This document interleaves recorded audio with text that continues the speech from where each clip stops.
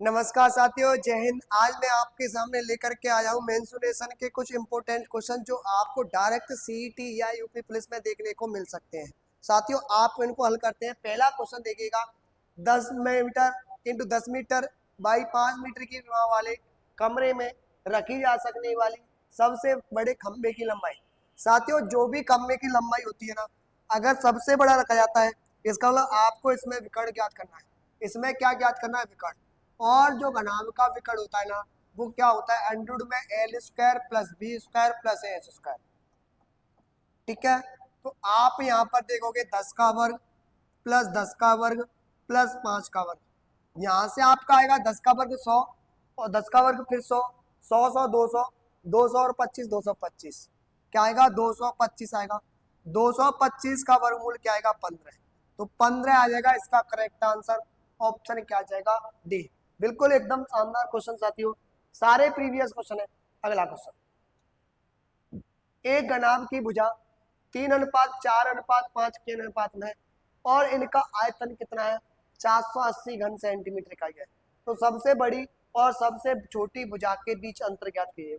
साथियों, अगर आप ये मान लो कि घन का ये 3x है, ये 4x है, ये 5x, और इनका आयतन कितना है? इकाई। इनका जो आयतन है, इनका आयतन क्या है? 480। आप देखिएगा घन का आयतन क्या होता है। घन का जो आयतन होता है ना, घन का आयतन वो क्या होता है? घन का जो आयतन होता है ना, वो क्या होता है? भुजा क्यूब। क्या होता है? भुजा का क्यूब करने पर घन का आयतन प्राप्त होता है। अगर मैं मान लो 3x का क्यूब, ये क्या मान लो आप? 4x का क्यूब, और फिर क्या मान लो? 5x का क्यूब। ये टोटल आयतन होगा और ये आपको कितना दिया है? 480, है ना। तो ये टोटल आयतन दिया है। यहां से आप देखोगे, यहां से आप देखोगे 3 का cube 27x cube, 27x cube plus 64x cube plus 125x cube, और ये मिलाकर के 480 दिया है। ये सब जोड़ जाड़ के क्या है? 480। तो क्या आएगा? इनको जोड़ने पर क्या आएगा? 27 और 64, 4 7 11, 5 16 का 6 असला की 1, 12 6 18, 20 और 1 21, 216 एक्स क्यू आएगा बराबर क्या आएगा? 480। तो ये क्या आएगा? 5 आ जाएगा ना। 216 से काटेंगे इसको इतनी बार, 216 से इसको काटेंगे, ठीक है, 216 से इसको काटेंगे। फिर से देखिएगा कि घन की जो भुजा है ना, घनाभ की भुजा, अच्छा घनाभ है ये, सॉरी घनाभ है ये, घनाभ की भुजाएं, ये किसकी भुजा है? घनाभ।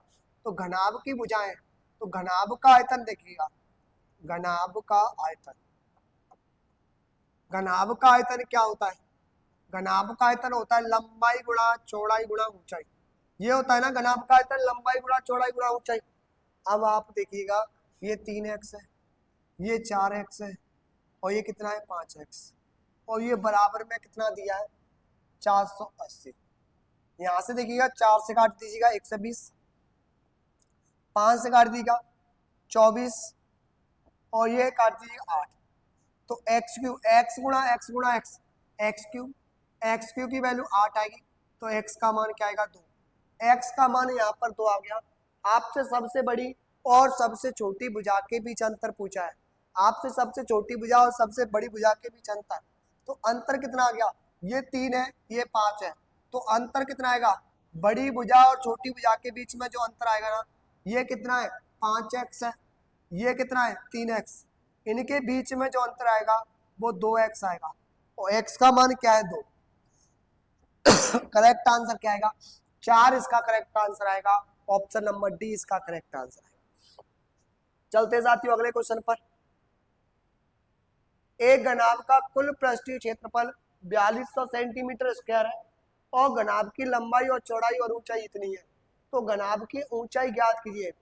घनाभ का कुल पृष्ठीय क्षेत्रफल, है ना, घनाभ का जो टोटल पृष्ठीय क्षेत्रफल, पृष्ठीय क्षेत्रफल होता है ना घनाभ का, क्या होता है बोलो?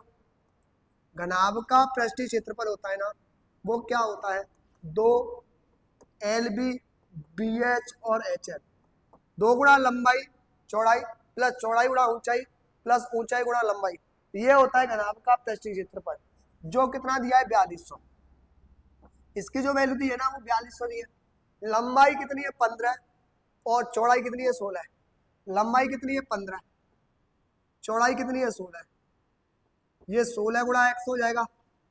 साथ ही साथ ये क्या होगा x गुणा 15 होगा। इसको करने पर क्या आएगा 4200। तो यहां से आप देखिएगा 2 से काट देंगे 2100 बार, 2100, 15 16 5 80, 240 आएगा। 240 प्लस 16x प्लस 15x, और ये बराबर कितना आ गया 2100। 31x की वैल्यू क्या आ गई, 16x और 15x 31x। 2100 में से 240 माइनस का होगा तो ये 60 बचेगा। 20 में से तो क्या 18, 31 के 186। तो यहाँ पर जो x का मान आएगा वो क्या आएगा 60 आएगा। तो आपको घनाभ की ऊंचाई पूछी है, घनाभ की ऊंचाई कितनी है 60, यही तो मैंने माना है घनाभ की ऊंचाई x, तो क्या आएगा 60 सेंटीमीटर। ये साथियों एसएससी जीडी का क्वेश्चन है। इस तरीके से आपके क्वेश्चन भी पूछे जा सकते हैं। अगला करिएगा। अगले क्वेश्चन का क्या है, एक घनाभ की लंबाई चौड़ाई इतनी ऊंचाई इतनी है। छोटे घन बनाने के लिए इसे पिघलाया जाता है। यदि घन की भुजा 6 सेंटीमीटर है तो निर्मित कुल घनों की संख्या क्या है। साथियों जब भी आप 3D आकृति में से त्रिविमी हो गई ना, उनमें से एक आकृति को पिघलाकर दूसरी कोई वस्तु बनाते हैं ना, तो उनके वॉल्यूम क्या होते हैं सेम होते हैं, उनका आयतन क्या होता है सेम होता है। तो घनाभ का आयतन क्या आएगा, घनाभ का जो आयतन आएगा ना, घनाभ का आयतन क्या होता है L into B into H, मतलब क्या आएगा 24 गुणा 18 गुणा कितना आएगा 12। ये घनाभ का आयतन है, और ये जो घनाभ का आयतन है ना वो किसके बराबर आएगा घन के। लेकिन कितने घन है ये पता नहीं। घन घन का आयतन होता है भुजा क्यूब, मतलब 6 का क्यूब, 6 का क्यूब।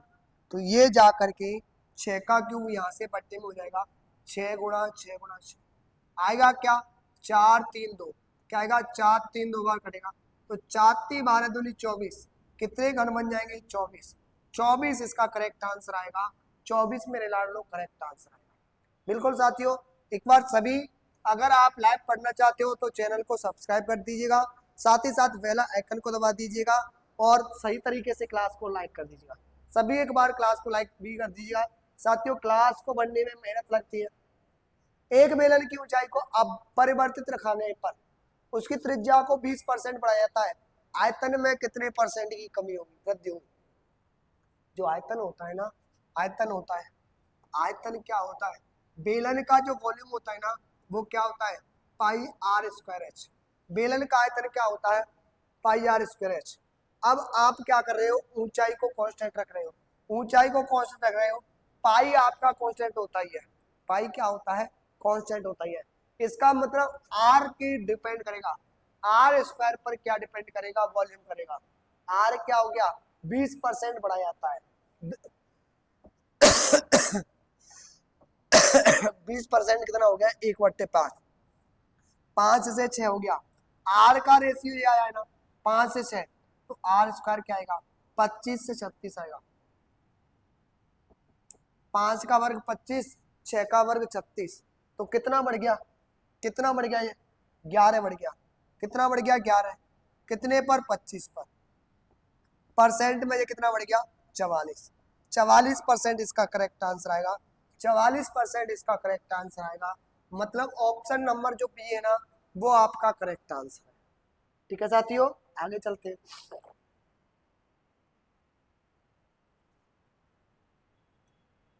एक बेलाकार मीनार का व्यास और ऊंचाई क्रमशः इतने इतने हैं।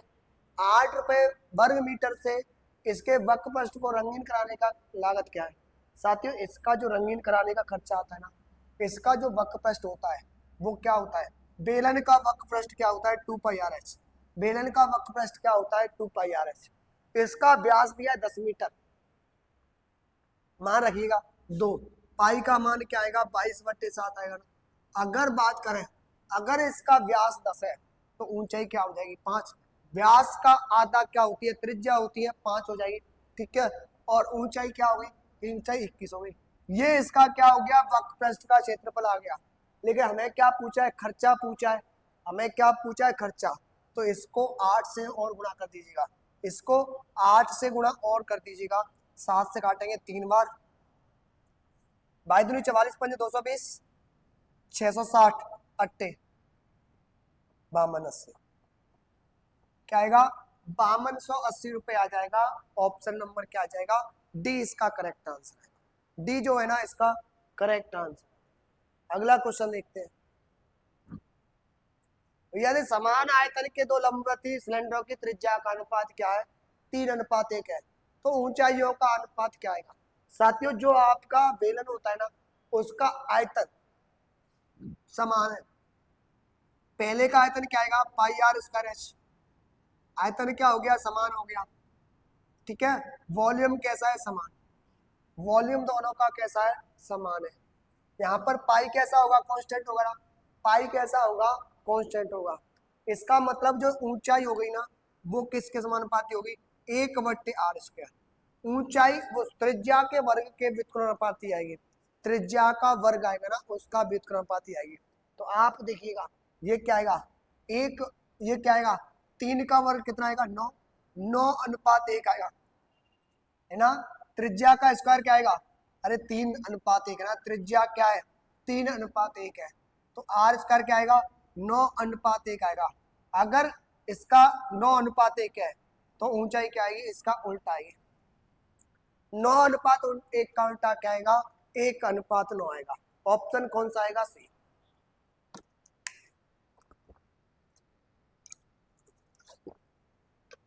आयतन सेम है, आयतन क्या होता है, pi R square H, pi constant होता है। कोई भी संख्या हो विमाओं को छोड़ करके सारी चीजें स्थिर होती है, कांस्टेंट होती है। अब ये कह रहा है कि एच यहाँ पर वॉल्यूम को सेम रखा है, इसका मतलब एच जो है ना 1/r² का समानुपाती होगा, भुजाओं के सॉरी त्रिज्याओं के वर्ग के व्युत्क्रमानुपाती होगा। त्रिज्याओं का वर्ग का आएगा, त्रिज्या का अनुपात 3:1 है, तो त्रिज्या का वर्ग का अनुपात क्या आएगा, 9:1 आएगा। तो ऊंचाई का अनुपात क्या आएगा, 1:9, इसका रिवर्स आ जाएगा 1:9। अगला क्वेश्चन करिएगा। 10 सेंटीमीटर वाला एक गोला पिघलाया जाता है, ये भी साथियों यूपी पुलिस कांस्टेबल का है। 10 सेंटीमीटर वाला एक गोला पिघलाया जाता है और 10 सेंटीमीटर वाला शंकु बनाया जाता है। शंकु का व्यास याद कीजिए, शंकु का व्यास याद कीजिए। मैंने बताया ना जब भी 3D आकृति में एक आकृति को दूसरी आकृति में पलटा जाता है, बनाया जाता है, तो उनका आयतन कैसा रहेगा, सेम रहेगा। मतलब जो गोले का आयतन है, जो किसका आयतन है, गोले का, जो गोले का आयतन है ना, जो आपका गोले का आयतन है वही आयतन किसका रहेगा, वही आयतन किसका रहेगा, शंकु का। गोले का आयतन और शंकु का आयतन कैसा आएगा, समान आएगा। गोले का आयतन और शंकु का आयतन कैसा आएगा, समान आएगा। अब गोले का जो आयतन होता है ना वो क्या होता है, 4/3 पाई आर क्यू होता है ना। और इसका जो आयतन होता है ना वो क्या होता है, 1/3 पाई आर स्क्वायर एच। ये गोले का आयतन हो गया और ये किसका हो गया, शंकु का। लेकिन यहाँ पर त्रिज्या क्या होंगी, अलग अलग होंगी, यहाँ पर त्रिज्या क्या होंगी, अलग अलग। अब आपको ये देखना है, अगर आप ये देखेंगे ना ये क्या होगा, बराबर आएगा, ये क्या है, बराबर। तो यहाँ 3 से 3 कटेगा, पाई से पाई कटेगा, 3 से 3 कट गया, पाई से पाई कट गया। गोले की त्रिज्या क्या है, 10, तो 4 गुणा 10 का क्यूब, 10 का क्या आएगा, क्यूब आएगा, 10 का क्यूब। और ये बराबर किसके हैं, बचेगा क्या, R square H, R square H. तो आर स्क्वायर तो नहीं पता अपन को, है ना, R2 मान लिया मैंने इसको, लेकिन इसकी ऊंचाई कितनी है, 10।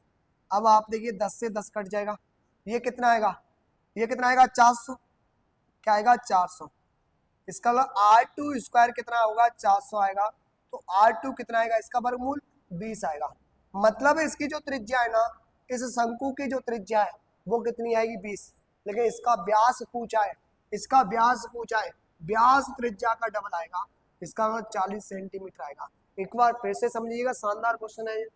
सबसे पहली बात, अगर एक वस्तु से दूसरी वस्तु बनाई जा रही है ना, 3D आकृतियों में एक वस्तु से दूसरी वस्तु बनाई जा रही है, तो उनके वॉल्यूम क्या रहेंगे, सेम रहेंगे। मतलब जो गोले का आयतन होगा वही किसका आयतन हो जाएगा, शंकु का आयतन हो जाएगा। गोले का आयतन क्या होगा 4/3 पाई आर क्यूब, और ये शंकु का आयतन क्या होगा 1/3 पाई आर स्क्वायर एच, क्या आएगा 1/3 पाई आर स्क्वायर।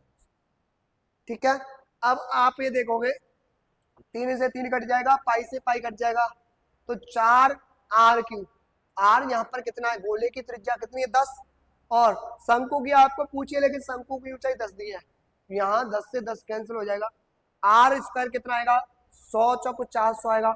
अगर आर स्क्वायर 400 है तो आर कितना आएगा 20, आर कितना आ जाएगा 20 आ जाएगा। इसका मतलब ये कितना आ गया 20 आ गया। आपको इसका व्यास पूछा है, अगर त्रिज्या 20 है तो व्यास क्या आएगा दुगना हो जाएगा, 20 का दुगना क्या आएगा 40, 40 से इसका आंसर आ जाएगा, ऑप्शन कौन सा आ जाएगा सी, सी इसका करेक्ट आंसर आ जाएगा। क्वेश्चन अगला देखते हैं एक बार। एक आयत का विकर्ण 10 सेंटीमीटर है और परिमाप, ये साथियों किसी भी लेवल से, चाहे मैं रीट की बात करूं, चाहे मैं यूपी पुलिस की बात करूं, चाहे एसएससी जीडी की, ये बहुत बेहतरीन क्वेश्चन है। ठीक है, एक आयत का विकर्ण 10 सेंटीमीटर है, परिमाप कितना है 28 है, तो आयत का क्षेत्रफल। साथियों हमेशा अगर आप इसको बेसिक से करोगे ना तो टाइम लगेगा, अगर आप इसको बेसिक से करोगे तो टाइम लगेगा। ये ध्यान रखिएगा, आपको समकोण त्रिभुज के ट्रिपलेट मैंने आपको लिखा रखे हैं, समकोण त्रिभुज के क्या लिखा रखे हैं ट्रिपलेट, तो एक बार ट्रिपलेट से इसको देख लीजिएगा, एक बार ट्रिपलेट से इसको देख लीजिएगा कैसे होते हैं।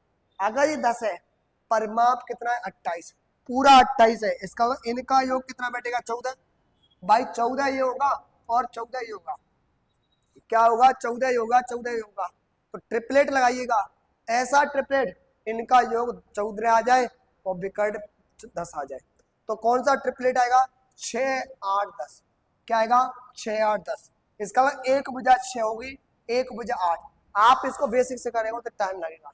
क्षेत्रफल क्या आएगा, आयत का जो क्षेत्रफल आएगा, आयत का क्षेत्रफल क्या आएगा 6 गुणा 8, लंबाई गुणा चौड़ाई होता है ना, लंबाई गुणा चौड़ाई क्या आएगा 48, 48 इसका करेक्ट आंसर आएगा, मतलब ऑप्शन नंबर ए आ जाएगा। तो ये सभी कंपटीशन के लिए बहुत ही शानदार जबरदस्त क्वेश्चन था साथियों, एकदम जबरदस्त। ठीक है, कर पाओगे बोलो, ठीक है आगे चलते हैं। क्वेश्चन अगला, दो वर्गों के क्षेत्रफलों का अनुपात ये है, तो इनके परिमापों का अनुपात क्या आएगा, ये भी एकदम शानदार साथियों। ध्यान रखना, कभी भी किसी की व्यास हो गया, वृत्त का व्यास हो गया, या किसी का त्रिज्या हो गई, या किसी की भुजा हो गई, या किसी का क्या हो गया विकर्ण, ये सारी चीजें या तो मीटर में आती है या किस में आती है सेंटीमीटर में, ये मीटर या सेंटीमीटर में आती है। व्यास त्रिज्या भुजा और परिमाप ये या तो मीटर में मिलेंगे या सेंटीमीटर में, लेकिन अगर आप देखोगे ना क्षेत्रफल, एरिया जो होगा ना, एरिया, एरिया हमेशा किस में होगा, या तो सेंटीमीटर स्क्वायर में होगा या फिर किस में होगा मीटर स्क्वायर में होगा। एरिया या तो सेंटीमीटर स्क्वायर में होता है या मीटर स्क्वायर में होता है।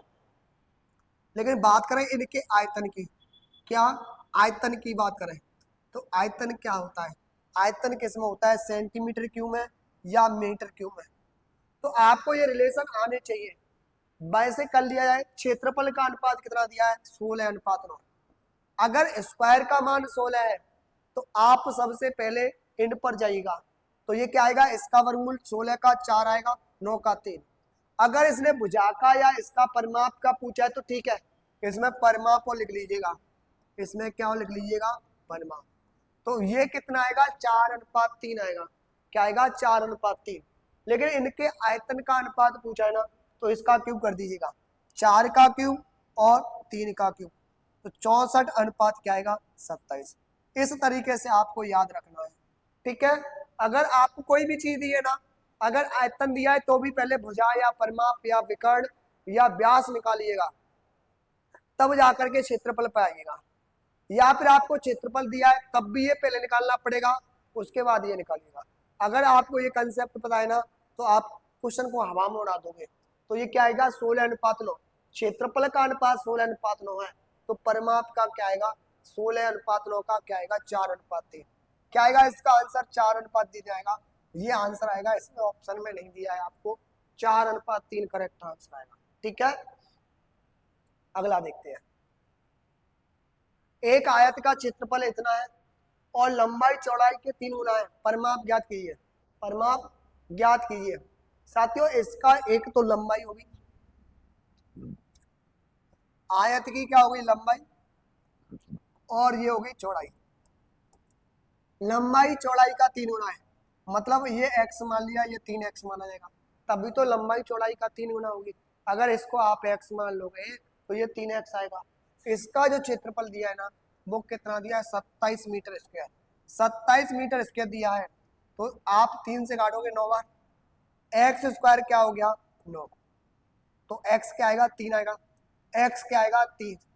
आपको पूछा है परिमाप, परिमाप आयत का क्या होता है, आयत का परिमाप होता है 2 गुणा लंबाई प्लस चौड़ाई। तो आपको लंबाई और चौड़ाई निकालना जरूरी है ना। 2 लंबाई कितनी आएगी, अगर x का मान 3 है तो लंबाई क्या मानी आपने 3x, तो क्या आएगी 9 आएगी। अगर आपने x का मान 3 निकाल लिया तो चौड़ाई कितनी आएगी 3, तो क्या आएगा लंबाई प्लस चौड़ाई, 9 और 3 क्या आएगा 12, 9 और 3 क्या होगा 12, तो 12 दूनी क्या आएगा 24, 24 सेंटीमीटर इसका करेक्ट आंसर आएगा। एक बार फिर से देखिएगा, लंबाई चौड़ाई का 3 गुना है, अगर चौड़ाई को आपने x मान लिया तो लंबाई कितनी मानी जाएगी 3x मानी जाएगी। इनका क्षेत्रफल दिया है आपको, लंबाई गुणा चौड़ाई दिया है आपको 27, तो एक्स स्क्वायर क्या हो गया 9 हो गया, x का मान क्या आएगा 3 आएगा, मतलब इसकी चौड़ाई 3 आ गई, लंबाई कितनी होगी 9। आयत का जो परिमाप होता है ना 2 गुणा लंबाई प्लस चौड़ाई होता है, तो 2 गुणा 9 प्लस 3 12 दूनी 24। ठीक है साथियों, इसी तरीके के बेहतरीन क्वेश्चन के लिए जुड़े रहिएगा अंबिका क्लासेस डेवलपर पर मैथ्स बाय विवेक के साथ। जय हिंद जय भारत।